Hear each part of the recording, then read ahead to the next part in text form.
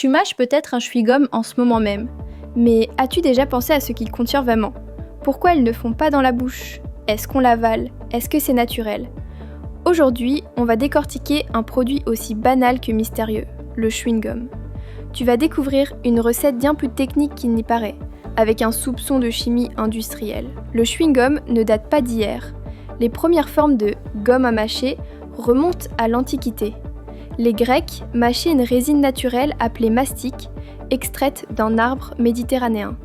Les Mayas et les Aztèques utilisaient le chicle, une gomme issue du sapotillier. Mais le chewing-gum moderne, lui, a été développé au XIXe siècle aux États-Unis. Initialement, on utilisait encore du chicle, jusqu'à ce que l'industrie adopte des substituts synthétiques plus stables et moins chers. Au cœur du chewing-gum, il y a une base gommeuse. C'est elle qui donne cette texture élastique, résistante, qui ne fond pas, contrairement aux bonbons. Autrefois naturelle, cette base est aujourd'hui principalement synthétique. Elle contient un mélange de polymères, cire et résine comme le polyisobutylène utilisé aussi dans les pneus, le butylcaoutchouc, des esters de glycérol et autres agents plastifiants. Ces composés sont inertes, donc non digestibles. C'est pour ça qu'on ne les avale pas. Autour de cette base, on ajoute plusieurs ingrédients pour rendre le chewing-gum savoureux. Édulcorant, sucre classique, saccharose, ou édulcorant sans sucre, xylitol, sorbitol, aspartame. Arômes, menthe, fruits, cannelle, etc. Ils sont souvent naturels ou artificiels, ajoutés sous forme liquide ou en poudre. Plastifiant, comme la glycérine, pour maintenir l'humidité. Colorant, pour donner une teinte attrayante, souvent rouge, rose, vert, etc. Chaque ingrédient est soigneusement dosé pour créer le goût parfait qui dure, au moins quelques minutes. Et concrètement, comment fabrique-t-on un chewing-gum dans une usine ? On fait fondre la base gommeuse à environ 100-120 degrés. On y ajoute les édulcorants, arômes, colorants et plastifiants dans un grand malaxeur. La pâte obtenue est refroidie, puis laminée, comme une pâte à pizza. Elle passe dans une machine à découper qui lui donne sa forme finale. Bâtons, dragées, boules, etc.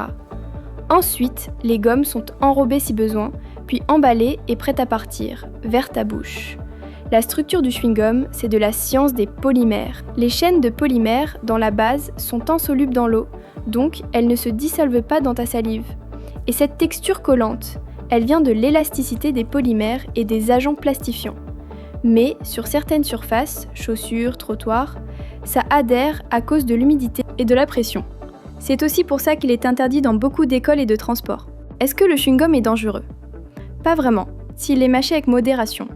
Certains chewing-gums sans sucre sont même bons pour l'hygiène bucco-dentaire, notamment ceux au xylitol.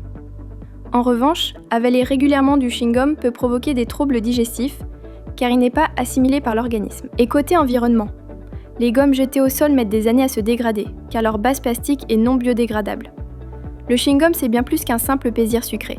C'est un mélange de chimie, d'histoire, d'industrie et un peu de mystère. La prochaine fois que tu en mâches un, pense à tout ce qu'il contient.